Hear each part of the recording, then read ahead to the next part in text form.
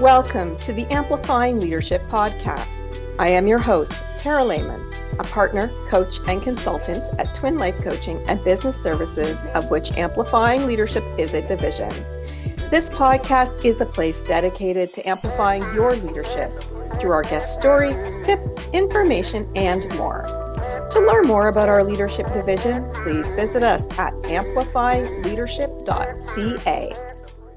Today, I am welcoming Rob Leone, Professor of Human Resource Development at Idaho State University and the co-founder of Black River Performance Management, where apparently, Rob, your motto is work should fuel the spirit, not drain it. Love that. Welcome to Amplifying Leadership. Thank you for having me. Excited to be here today. So why don't you just start by telling us your story, where you got to in leadership? So my introduction to leadership was, I think, like a lot of people at an undergraduate level as a resident assistant, starting to mix with people, learn from people, and and that was kind of the inception point. And as I graduated from college, I went into kind of junior leadership roles that were full time and more professional, eventually into more sophisticated leadership roles. When I had 12 direct reports. I think we had about 250 employees overall. And then from there, I started to transition into more thought leadership as it relates to I'm having fun. This is making sense.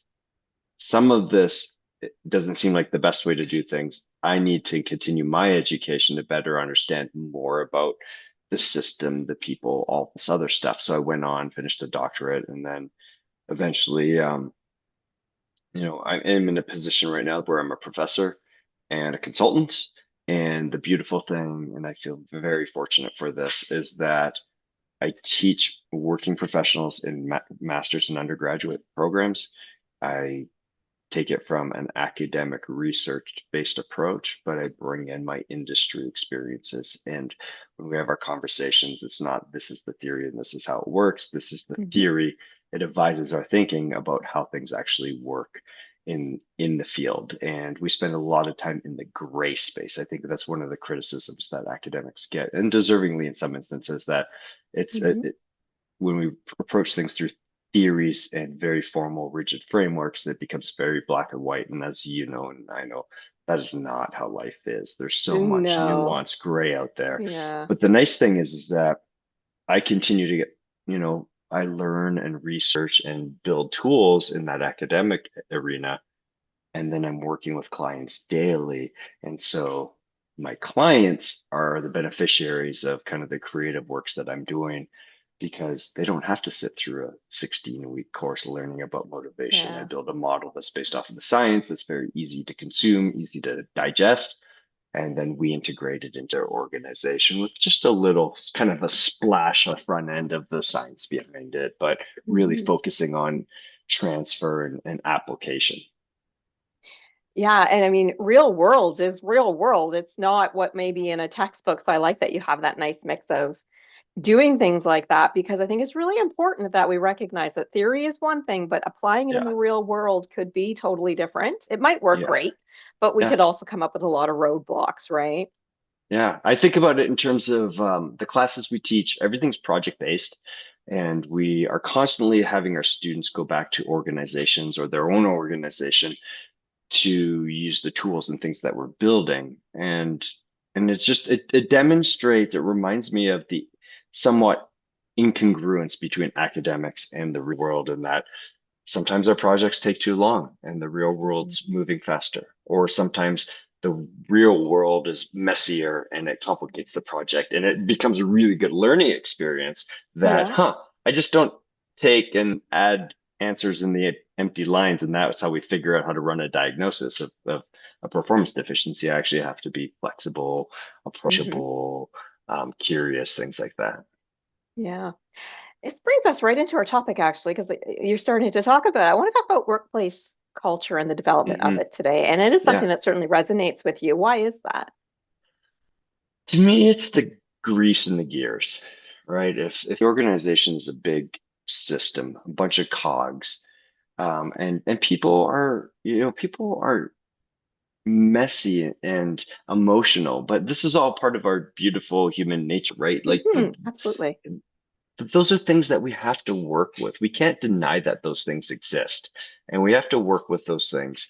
And the culture, investing in the culture, investing in building the relationships, getting to know your team really becomes the grease to those gears, right? To the point that if Hmm. you and I have to have a difficult conversation, um, it it buys us space, right? I might have to Yes. give you some feedback or hold you accountable. But if you know that our relationship in this culture is built on trust and respect, and I'm really looking out for the best of you, the feedback might still sting. There's no doubt about that, right? We're human, it stings. But you also know that I got your back and you're doing this out of Hmm. really good intentions because you yourself actually want to know, right? It's one thing that Yes. it stings, but it's another thing afterwards when you're like, but I needed to hear that, or I needed to see the way type of thing. So culture is essential to me. Hmm. But the other side of it, I don't want to be recognized as this culture company because we're ultimately focused on performance, Hmm. but performance, you don't have to make a choice between culture and performance. They go hand in hand and they need to be handled together. I think where we lose our ground is when what leaders of either camp think their only camp is the priority, right? We've seen this Hmm.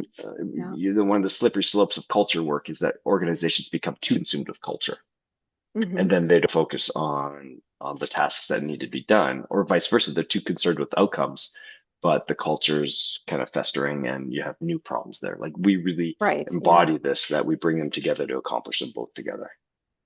There is that sweet balance somewhere, isn't there, where you have a great culture that brings you in the results. Yeah, And there's a lot of companies out there who they are very financial focused and they forget all about the people. Or yeah. they're, like you said, very people focused and they forget about what their vision even is to get the results they want. So I think there is a nice healthy balance that can happen. But and as we know, and like there's a lot of change going on out there in the world, and some companies are growing and others are shrinking. And trying to maintain some sort of balance with that can be a little bit more difficult. Do you have any experiences to share with us where you saw that balance became difficult and how that may have been overcome?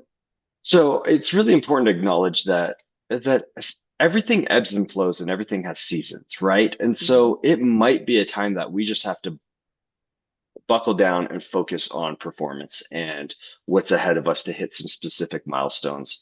But then we get a chance to breathe. It's kind of like, the benefit of having like a Thanksgiving break or a Yes, winter break or yeah. something. Like we could slow down a bit and regroup. And we can't just rely on our people doing that in their private life. They have to do that in their professional life too, in the Hmm. sense of we need to cut out space. So we might have a really tough quarter, or maybe two quarters in a row that we're really grinding, but we Hmm. need to create space to do a couple different things, check in with each other.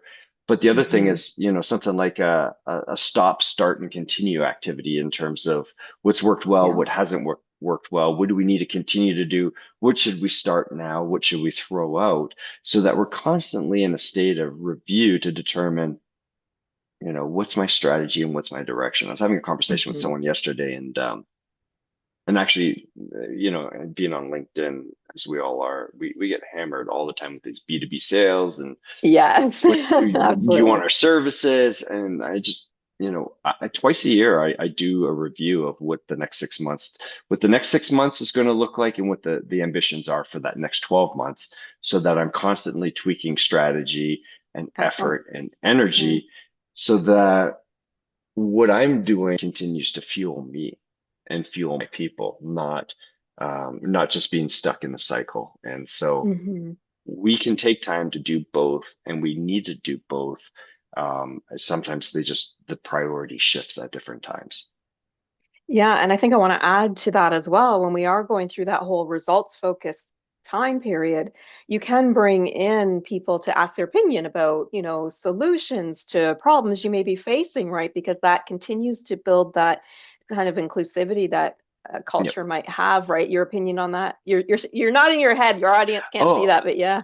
absolutely. Like, Yeah. we just rolled out what we call our 5I engagement model. So how do you Okay. create and cultivate engagement in your teams and organization, but also in communities, right? Like I believe Mm-hmm. the organization is best described as a community, not as a family. And Mm-hmm. and so we do need to be including, and then the first I in the engagement model is include people in the process, include people in the conversation, right? Bring people into the fold, let them be aware of what's coming up. And of course, we can't do this lockstep every single time.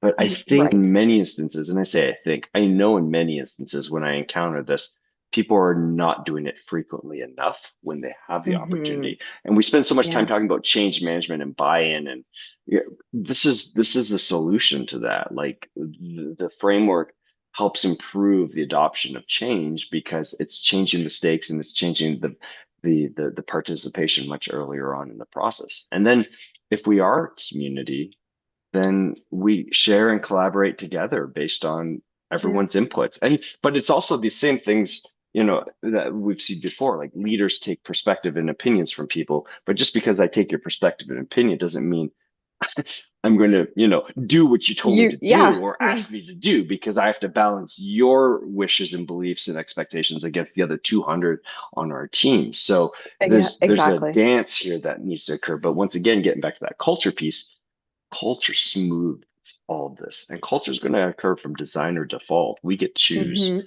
how we want that to be. And the other thing we say is you're going to pay for it at some point, whether you do it on the front end or Mm-hmm. if you have to clean up a mess on the other end. Culture is always central to all these issues. Yeah. Yeah, you know, what's it going to be for you, and how do you want to do this? Yeah. Yeah. And I want to come back to, you're absolutely correct. Just because we hear your ideas, we're accepting of them, we're listening to them. Yeah, But sometimes it could be even simple as budget doesn't allow it, let alone right. everybody else's opinions or what the vision is or whatever. But having a culture where we can easily accept that, we're going to listen. We want your possible solutions because maybe the one we have isn't ideal.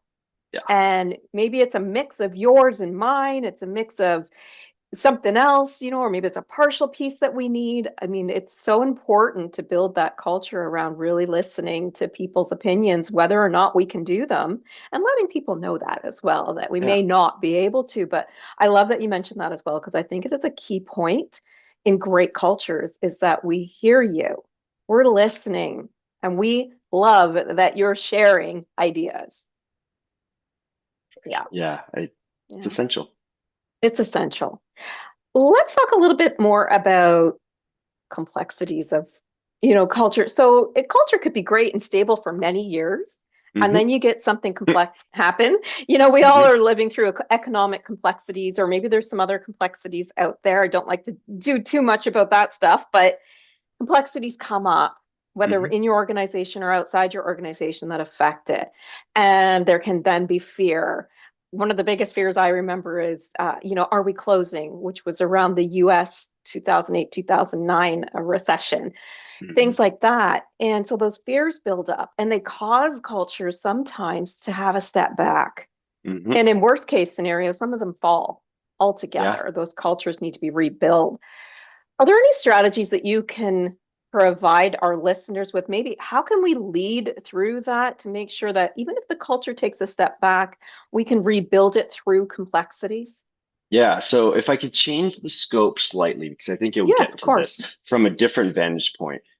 I often tell both the people I work with as well as the people that tell me they don't need help that we're often one bad hire away from the problem. Hmm. So to your point, cultures change, complexities change the nature of the culture, and it can be trying on the system. Just think about Hmm. one poor hire, right? And now Yeah. think about the volatility around that. That our hiring mechanisms historically and across the board are not that strong. How we screen people is often really riddled with bias, and it often focuses on the wrong aspects, right? And if you think about this, what's the candidate's number one objective during the interview? It's to sell Get that themselves, it's job. to land Yeah. a job, even though Yeah. they might not be interested in the work that needs to be done, or they don't have the strengths in that area. And this is my point that our systems of how we've done hiring for Mm-hmm. many groups need enhancement, is that how do you see that, right? And Mm-hmm. so there's two different aspects to this, in my opinion, that are really strong. If you have the strong cultural piece in place, you can buffer and almost pre-board them, even during the interviewing process of what to expect while you come here, as Mm-hmm. well as it gives us a better sense of who we're looking for. Can we design our search strategy around not job qualifications, but actual this marrying of experience with personality type with this position so that they can become, a good fit for the organization, good person job fit, person organization fit, and person Mm-hmm. culture fit. And Right. so going back to the culture overall and the Greece, the quality and the integrity of that system and what might work for 1 year might not be good for the next year. But having an True. open mind and ongoing conversations about learning and development as a learning system, we can become much more nimble and responsive to economic downturn, to all of a sudden you can't come to work today because of a virus, or all of a Mm-hmm. sudden you have to come back to work and then you don't want to leave your home anymore. Like all these different things, it makes it easier to have these conversations where we can connect with closer to the reality and the truth of it. So one of the things that Mm-hmm. I'm sensitive to is this return to work concept where these organizations are bringing, hey, look, starting May 1, everyone has to be back in the Yes. office. And then we hear this outcrying and outpouring of, no, I don't want to do it. I'm more productive at home. It doesn't fit my needs. I relocated. I don't even live near the office anymore. Right. Yeah. The challenge here, though, is that this is the organization is essentially the petri dish that we get to work in, and Mm-hmm. we are the beneficiaries of the work we provide to them. They benefit from us, but we also receive something in return called income, right? Money. Yep. And Yep. uh and so I don't like where we're at right now, where we're giving so much attention to, and I might make some enemies with this, but so much attention to people not wanting to go back to work and trying to make it difficult for the organization. Like Mm-hmm. no one says you have to work for whomever. That's the beautiful thing. You're in Canada, I'm in the US. Like we Yep. have tremendous discretion over where we work. And It's a so choice. if you Yeah. can't work from home anymore and that's really important to you, there's a lot of other great organizations that have those opportunities. It's kind of like, well, I don't get paid enough for this job. Well, this is where you're at, and this is the best we Mm-hmm. can do. So you have some options. But getting back to the culture piece, it makes it that much easier to have these conversations and hear each other, not just piss each Yes. other off. You know what I mean? Like, Yeah. Yes, oh, he's against absolutely. me, and it's the leader. It's just creating it's this little bit of a marginalization and almost a dehumanization that's the corporation Mm-hmm. and they're not interested in us, and it's just much more complicated than that. So I think the Absolutely. culture piece is essential, that how we're building it, what does it look like, who are the players in it? Also quality. Think of it in terms of what are you feeding your culture when you're doing your culture work? And is it actually healthy material? Is it tested material? Mm-hmm. Is it tried material? Or is it just something that you had at your last organization that may or may not be relevant or dated, or even be appropriate for the team that you have with you, right? So we see Mm-hmm. stuff like this that, hey, let's just bring in this. We did this at this last company and it doesn't Mm-hmm. fit, and they spend this money on it. And it's fun, it's interesting, and it raises some awareness, but it could have been better. So we have to make sure that Mm-hmm. we're meeting the needs of the organization and their identity and their ambitions. I want to take the complexity to a different level now because this Okay. happened to me in my very early career. I was part of a company and there was another company and they merged Yeah. and the cultures did not match each other. And what Yeah. happened with the leadership team is they fought openly in the Yeah. office at the time when I was on the phone and others were on the phone. They fought, and it became so toxic. I left without another job. That was my choice when we were talking Yep. about choice earlier, right? Yeah. How can we make sure if we're leading a team in some of that kind of bigger complexity when things like that happen, Yeah. we're holding on to or rebuilding a culture that's going to work. Now, I know every situation can be different, Yep. right? There could be board of directors dealing with, Yep. whomever, but any just high level thoughts from you on that? Yeah, I love this topic. And I love this topic as merger and acquisition, but I also love this topic as a key leader transition. Yes. Because sometimes we're transitioning out toxic leaders or really great leaders and in my opinion, there's work to be done before we do this transition. Because Yes. leaders, so Yeah. if you take that merger framework and the conflict between the two different organizations coming together, part of it is just super basic in terms of they only know what they know and what they've been doing, hmm they believe it works and it's been comfortable. So we need to make sure that there's someone above them or adjacent to them to really facilitate. You have your grounds, you have Right. your reasons to feel this way, but there's also some other things for us to consider. And what I don't like happening is when we do have a merger and it really feels like, look, all of our identities being like stripped of us, and now we have to, I think about, Home Depot and Lowe's. If we were to merge them, we have to stop wearing orange and we have to be blue Right. and do Yeah. things like them. And there's a way that we can find a happy medium between the two that we bring the best, hopefully, of each situation out, similar to prior to hiring a new CEO, a new leader, a new executive, that what is it that we need to have in terms of conversations before we go to market or concurrently while we're going to market, looking for what's out there. hmm It, it's almost a form of therapy and preparation for what change is going to come. Right. And some hmm organizations think like, hey, look, we have a super culture. This guy's retiring. This woman's going to step in and just take over where he left off because she was an internal. But the problem is that part of the culture is tied to his vision, his understanding, and this Right. unique touch of it, and she might not have any of that. And so just because they're from the same system and they wear the same color polos doesn't mean that hmm they have the same beliefs, the same operation 100%. tactics, stuff like that. So I love that question because not enough employees and organizations are doing this. And that's a little front end care before we go to market, before we make this change, before we merge the groups to really understand what does this look like for us moving forward and how do we make this as peaceful and pleasant as possible. Because sometimes it's not seamless, but Right. yeah, that before merger, before acquisition, or just before, I'm Yeah. working with a client right now who they're changing the CEO, and Yeah. it's not happening yet. So Yeah. what we're doing is I'm working with them to try to determine how is this going to work? The vision's Yeah. going to change. So what does that look like? And let's Okay. talk to our people. Communication, right? You've Yeah. alluded to that a few times. So let me just touch on Yeah. that real quick. Yeah. Communication is extremely important when there's complexities and things Yeah. going on, and we're trying to lead through this and lead through these changes. What are your thoughts on the best ways to do that? It's yes. So I have this conversation frequently. One of the biggest challenges we have is that we speak a different language, even though we're both speaking English. hmm Your framework, your mental framework's different than mine, but also hmm even the language we use as a part of how we express ourselves and our frameworks is different.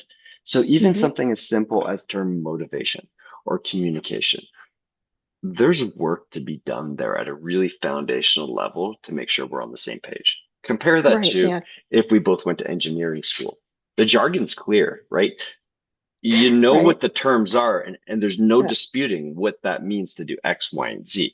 But as it relates to the softer, quote unquote, softer side of staff and work and things like that, we don't have that. So there's no wonder we continually have breakdowns in communication hmm because we don't know how people are really interpreting what it is that we're talking about. So part of our work in many instances is establishing baseline things in the organization so that we do personality assessments, we do psychometrics, we do these different tools so that we at least have a framework of what does communication look like for you versus hmm me, and how do we come together almost like a dance? How do we step hmm in together and dance together so that we're being more effective in these communication processes? And you're right, it is essential. Like we can't read each other's mind, but we also can't be No, too yeah. short and rush through things out of this like time scarcity mindset. We actually have to spend time to build the relationships, to connect with each other, to take pause and reflect to determine where we've been, where we're going, so that Hmm. we're in alignment moving forward. Yeah, I agree with you. And it's a little bit about knowing who these people are that we're trying to communicate to, because everybody does take information in differently. You're absolutely correct. We could read the same sentence Yep, and you could be mad and I could be happy and it be saying the exactly. same thing. We're just reading it differently, right? So, Yep, yeah, communication is one of those things, is a bit more of know who you're talking to so that you're communicating in a language or in a way that they understand. yep. And if, we're speaking English, so somebody's language, it's a second or third language for them, maybe visuals are helpful. Hmm. There's just different ways of helping people as we go through these complexities and these challenging times. I think we could talk forever about this topic Yeah, because it's big and it's out it there right is. now. But if you had to sum it up for our audience, including communication, what would you say, when we consider culture and we consider the change and the complexities around what's going on, what could you sum up for us, or some key tips that you could sum up for us that might help our leaders out there deal with what's going on, either with change or their economies or their businesses? Any? Yeah, so yeah, absolutely. I'm coming off of a semester right now. We're just about done where we're focusing on performance, organizational performance, and we do a lot of diagnosis in it. I think a message that's important for leaders to hear, there has to be a level of humility in leadership to realize that what I see is not necessarily the truth or the Hmm. whole truth. And and sometimes we're just too close to the problem to really truly accurately diagnose it, that Hmm. what we're interacting with are the symptoms, and that there's usually something much deeper that's contributing factors Hmm. that's leading to the erosion, to the problem, to the breakdown, to the deficiency, to the gap. And so it's just one of those things that it's not an easy solution because it says, well, I'm not necessarily equipped to work through this, so I need some assistance. But at the same Hmm. time, you can bring your people in to help you think through these things, like Yes. use Yeah. surveying tools, use focus groups to determine, am I seeing what you're seeing? Are you seeing what I'm seeing?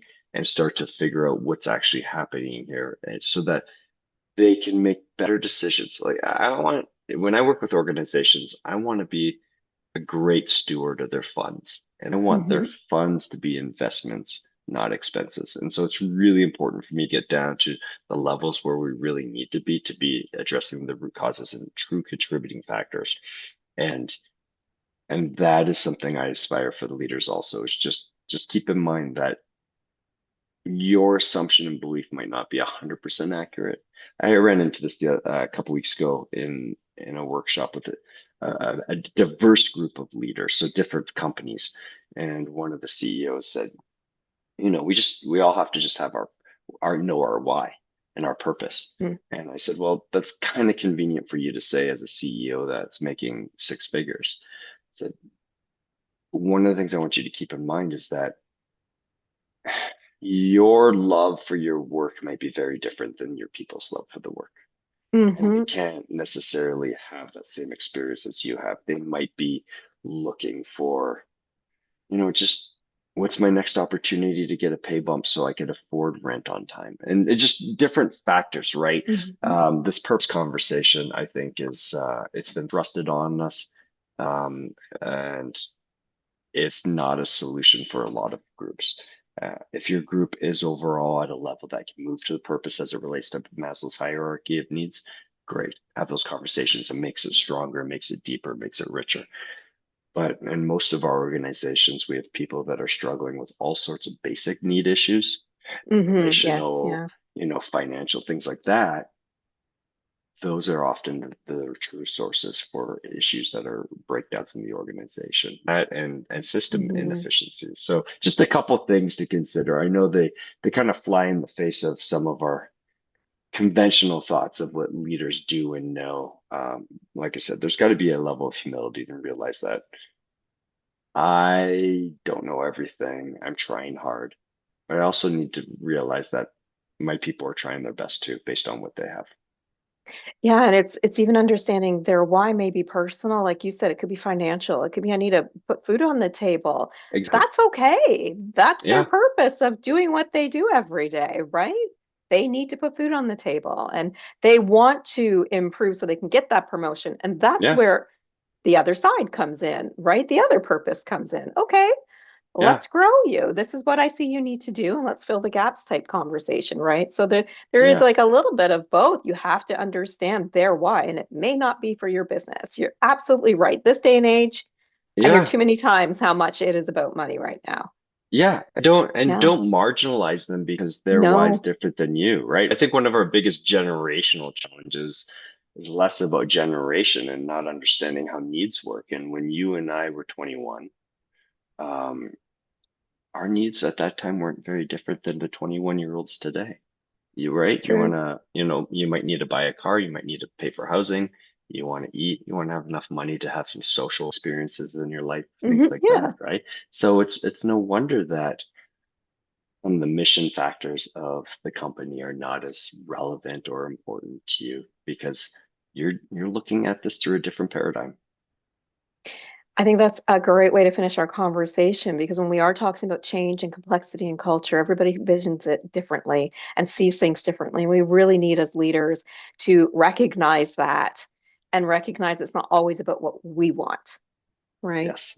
Excellent. All Thank right. Well, you. thank you so much for being on. If our audience wanted to find you on LinkedIn or learn more Yeah. about you online, are there ways they can get in touch with you? Yeah, so if you go into LinkedIn, just type in Rob or Robert, and the last name, as you mentioned, is Leon, but it's spelled like lion, Lion. So Rob and then Lion on LinkedIn. If you want to go to our company's website, Black River Performance Management's the company. And so the URL is Black River, the letter P for performance, the letter M for management.com. So blackriverpm.com.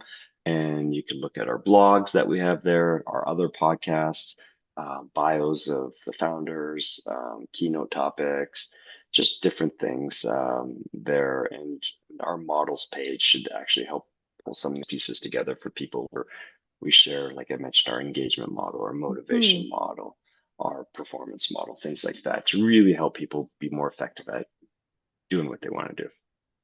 Sounds like a few great resources there. Thank you so much for joining us today and sharing some really valuable information and insights today. Greatly appreciate your time. Thank you. If you are a leader who knows that leadership development and growth through coaching and consulting are key to your leadership journey, or you'd like to learn more about our Rise to Leadership program, please visit us anytime at amplifyingleadership.ca, a division of Twin Life Coaching and Business Services.